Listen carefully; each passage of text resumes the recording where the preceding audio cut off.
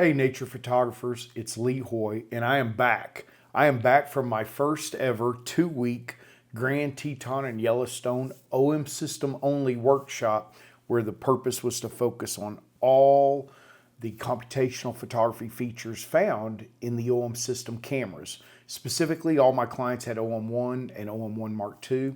So we took a look at everything from live composite, live bulb, live time, focus stacking versus focus bracketing. We took a look at the live graduated neutral density filter, the live neutral density filter, and so much more. It was an incredible time. It was a lot of learning. We had some really good opportunities. But we also shot some wildlife as well as landscape.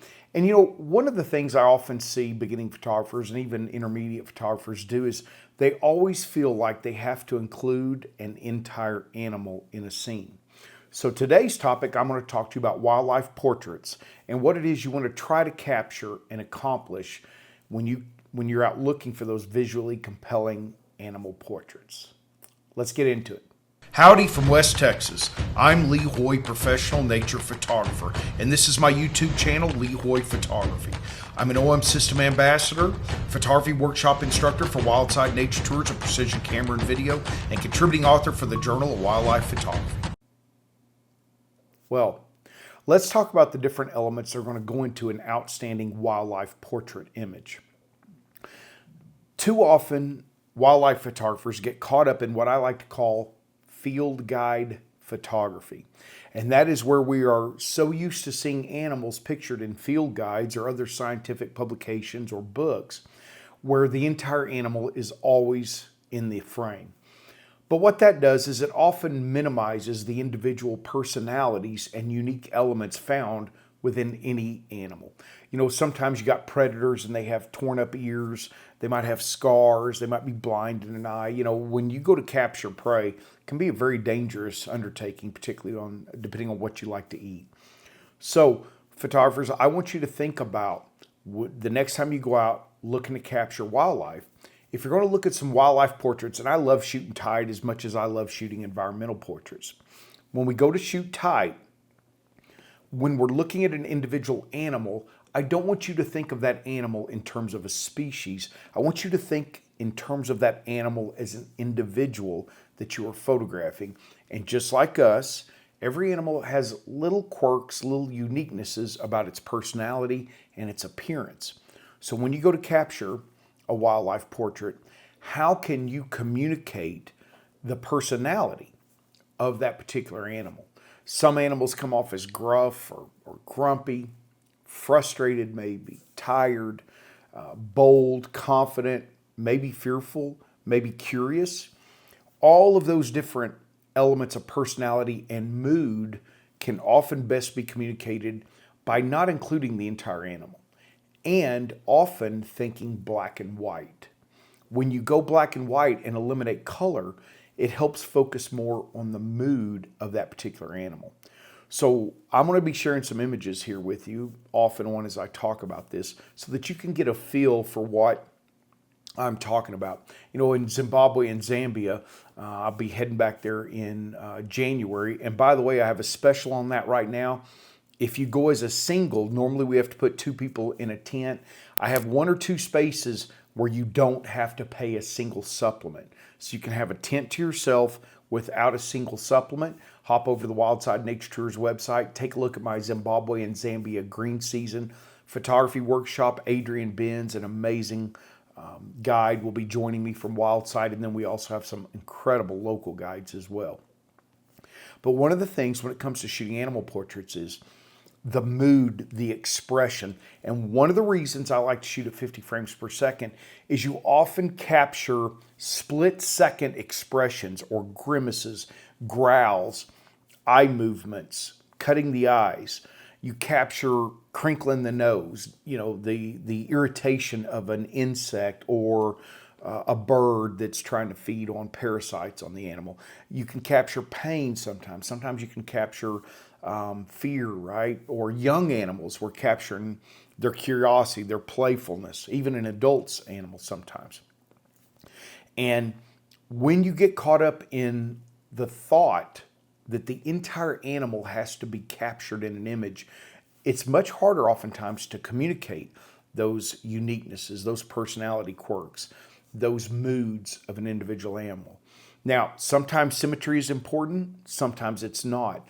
I have some images that I'll share here where symmetry wasn't important at all, and others that you'll see it'll come into play. And I too, having grown up, doing bird watching, owning gobs of field guides, early on I too fell in the trap that I always had to include the entire animal. Now, sometimes knowing where to clip an animal is equally important, whether it be mid-body. Where do you clip an animal on the legs? We'll take a look at some of those details in another video. But what I really want to try to get you to do, the next time you go out, whether it's birds, mammals, even insects, don't get caught up in thinking that you have to show the entire subject for it to be a great image. You don't even have to show the entire head. You can clip an ear, you can clip an eye. I mean, shooting half of a face sometimes creates a very interesting image. But you're going to want to still pay close attention to the rules of composition and how you might be able to break those. Pay close attention to light. Front lighting, which is easiest to photograph in, doesn't always create the most dramatic images. So for uptight, close animal portraits, I'm going to want a variety of lighting conditions, raking light, that side light that creates texture, dimensionality, shadows, backlighting where I can get some rim lighting and get some mood and some, what I like to call emerging light, where an animal is coming out of the dark into the light. Those different lighting conditions can often make your wildlife portraits that much more visually compelling. And this isn't a time to get cheap with the number of images you take, because capturing those split-second moments that are very powerful can be the difference in shooting in 50 frames per second and 20 frames per second. So SH2 versus silent sequential. I am amazed at how many more options I have to choose from in SH2 than silent sequential. However, I can only do SH2 up to ISO 12,800. So if I'm going to go above that, I have to drop down to silent sequential, thereby reducing the number of frames I will get with any particular wildlife subject. So wildlife portraits should become a part of your repertoire because they're often very powerful, they're often very emotive, but also we want to be careful about anthropomorphizing wildlife. We don't want to try to turn them into humans, but your viewers may well do that in a way that makes the image more powerful to them. I'm not a big fan of giving wildlife names. I know, we just had the tragedy of Grizzly 399 getting struck by a vehicle and killed after 28 years in the wild. But I don't like giving wildlife subject names and saying that's so and so. And if you do, that's fine. I don't care. But for me, I don't want to anthropomorphize wildlife any more than necessary. I want to enjoy a lion as a lion. I want to enjoy a quail as a quail. I want to enjoy a fish as a fish, and as an individual within that species, not as a species as a whole, but as an individual. So in my images, when I'm capturing wildlife portraits, I want to communicate that individual, not the species. I'm not photographing for field guides. I'm not photographing for identification articles. I am photographing to create visually compelling images. And I don't see a lot of field guide images that I would call visually compelling. They might be technically great. They might be creatively okay, but they don't typically emote a response, right? They're for identifying, and they have different purposes. So if you get caught up in field guide photography, push yourself to do the opposite. Go out the next time you're out working, whether it be with birds, whether it be with mammals, insects. How can you communicate the uniqueness, the dynamic personality, the appearance, the mood of your subject?